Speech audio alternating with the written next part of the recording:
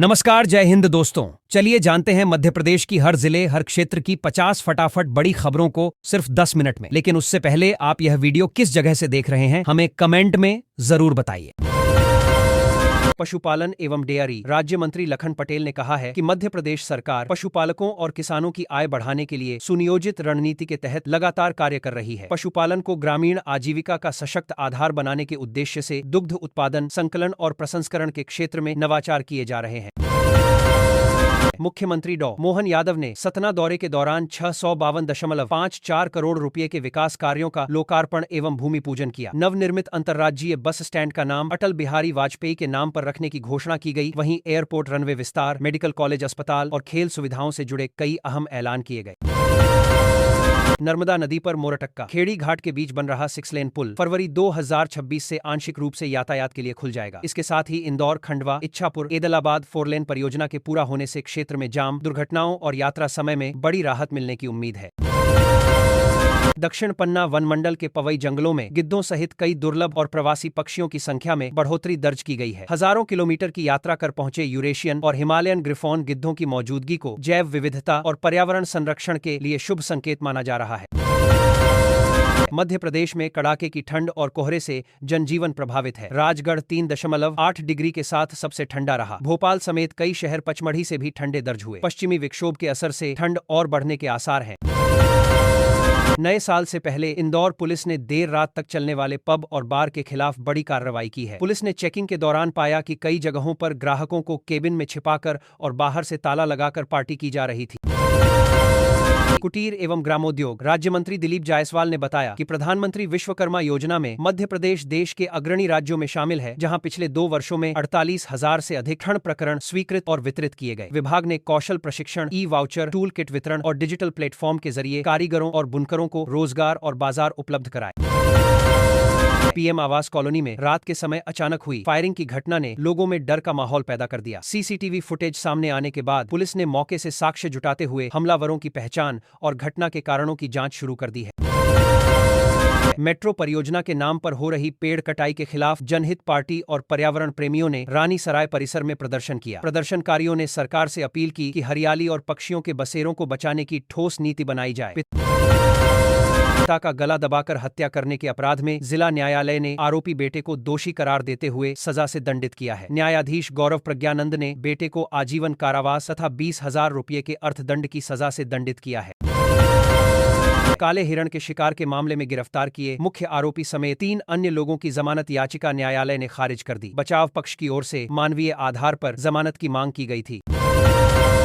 VBG Ramji कानून को लेकर कांग्रेस पर केंद्र सरकार ने करारा हमला बोला है। केंद्रीय कृषि मंत्री शिवराज सिंह चौहान ने कहा कि कांग्रेस मगरमच्छ के आंसू बहा रही है। वहीं भाजपा सांसद ने विपक्ष पर कानून को लेकर भ्रामक प्रचार करने का आरोप लगाया है।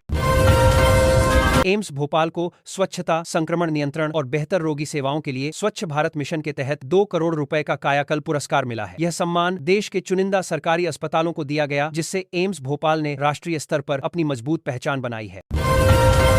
लगातार मिल रही फॉल्ट की शिकायतों के बाद जब बिजली कंपनी के अधिकारियों ने गुरुवार शाम सघन निरीक्षण किया तो बड़े पैमाने पर बिजली चोरी का खुलासा हुआ। जांच के दौरान चोरी की बिजली से चल रहे दर्जनों हीटर पकड़े गए, जिन्हें जब्त कर संबंधित उपभोक्ताओं के खिलाफ कार्रवाई शुरू की गई है। गृह मंत्री अमित शाह ने पाकिस्तान पर निशाना साधते हुए शुक्रवार को कहा कि हमारी टीम ने पहलगाम आतंकी हमले की एक पूरी और सफल जांच की गई है, जिसे पूरी दुनिया की एजेंसियां आने वाले दिनों में स्टडी करेंगी। बाजार में साल के अंत में जबरदस्त तेजी। चांदी की चमक ने शुक्रवार को सारे रिकॉर्ड तोड़ दिए। वहीं सोना भी अपनी नई ऐतिहासिक ऊंचाई पर पहुंच गया है। दिल्ली सर्राफा बाजार में शुक्रवार को चांदी की कीमतों में ऐतिहासिक उछाल दर्ज किया गया।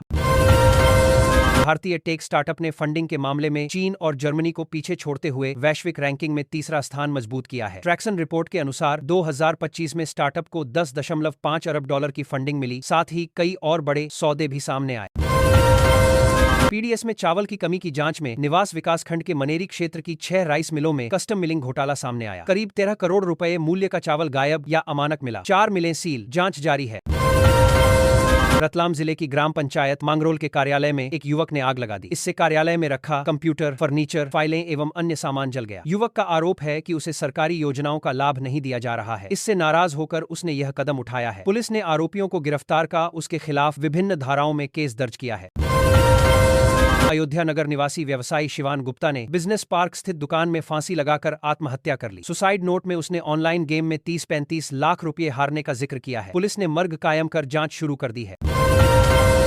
लाडली बहना योजना पर दिए गए बयान को लेकर मंत्री विजय शाह के खिलाफ महिला कांग्रेस सड़क पर उतरी। भोपाल में बंगला घेराव की कोशिश के दौरान पुलिस से झड़प हुई, कार्यकर्ताओं को हिरासत में लिया गया। महिला कांग्रेस ने बयान को महिलाओं के सम्मान से जुड़ा बताते हुए मंत्री पर कार्रवाई की मांग दोहराई।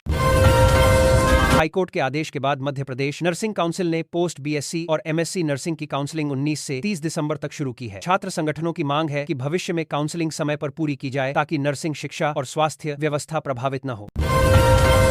यात्रियों की बढ़ती मांग को देखते हुए पश्चिम मध्य रेल ने भोपाल मंडल से होकर हैदराबाद अजमेर स्पेशल ट्रेन चलाने का फैसला किया है। यह ट्रेन 23 और 27 दिसंबर को एक ट्रिप में चलेगी, जिससे भोपाल और इटारसी समेत कई स्टेशनों के यात्रियों को सीधी यात्रा सुविधा मिलेगी। आगरा मुंबई नेशनल हाईवे पर चीते की मौत के मामले में वन विभाग ने 7 दिन बाद टक्कर मारने वाली कार MP7 CJ 3937 जब्त की। फॉरेंसिक जांच में बम्पर में चीते के बाल मिले। कार SAF हेड कांस्टेबल के नाम दर्ज है। चालक की जांच जारी है। पशुपालन एवं डेयरी राज्य मंत्री लखन पटेल ने कहा है कि मध्य प्रदेश सरकार पशुपालकों और किसानों की आय बढ़ाने के लिए सुनियोजित रणनीति के तहत लगातार कार्य कर रही है। पशुपालन को ग्रामीण आजीविका का सशक्त आधार बनाने के उद्देश्य से दुग्ध उत्पादन, संकलन और प्रसंस्करण के क्षेत्र में नवाचार किए जा रहे हैं। मुख्यमंत्री डॉ मोहन यादव ने सतना दौरे के दौरान 652.54 करोड़ रुपए के विकास कार्यों का लोकार्पण एवं भूमि पूजन किया। नवनिर्मित अंतर्राज्यीय बस स्टैंड का नाम अटल बिहारी वाजपेयी के नाम पर रखने की घोषणा की गई। वहीं एयरपोर्ट रनवे विस्तार, मेडिकल कॉलेज, अस्पताल और खेल सुविधाओं से जुड़े कई अहम ऐलान किए गए।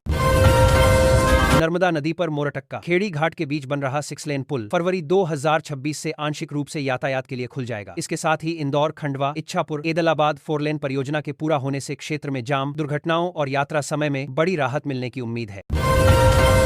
दक्षिण पन्ना वनमंडल के पवई जंगलों में गिद्धों सहित कई दुर्लभ और प्रवासी पक्षियों की संख्या में बढ़ोतरी दर्ज की गई है। हजारों किलोमीटर की यात्रा कर पहुंचे यूरेशियन और हिमालयन ग्रिफॉन गिद्धों की मौजूदगी को जैव विविधता और पर्यावरण संरक्षण के लिए शुभ संकेत माना जा रहा है। मध्य प्रदेश में कड़ाके की ठंड और कोहरे से जनजीवन प्रभावित है। राजगढ़ 3.8 डिग्री के साथ सबसे ठंडा रहा। भोपाल समेत कई शहर पचमढ़ी से भी ठंडे दर्ज हुए। पश्चिमी विक्षोभ के असर से ठंड और बढ़ने के आसार हैं।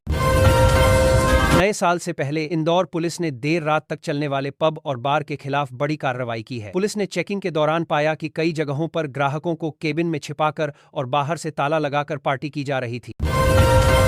कुटीर एवं ग्रामोद्योग राज्य मंत्री दिलीप जायसवाल ने बताया कि प्रधानमंत्री विश्वकर्मा योजना में मध्य प्रदेश देश के अग्रणी राज्यों में शामिल है, जहां पिछले 2 वर्षों में 48,000 से अधिक ऋण प्रकरण स्वीकृत और वितरित किए गए। विभाग ने कौशल प्रशिक्षण, ई-वाउचर, टूल किट वितरण और डिजिटल प्लेटफॉर्म के जरिए कारीगरों और बुनकरों को रोजगार और बाजार उपलब्ध कराए।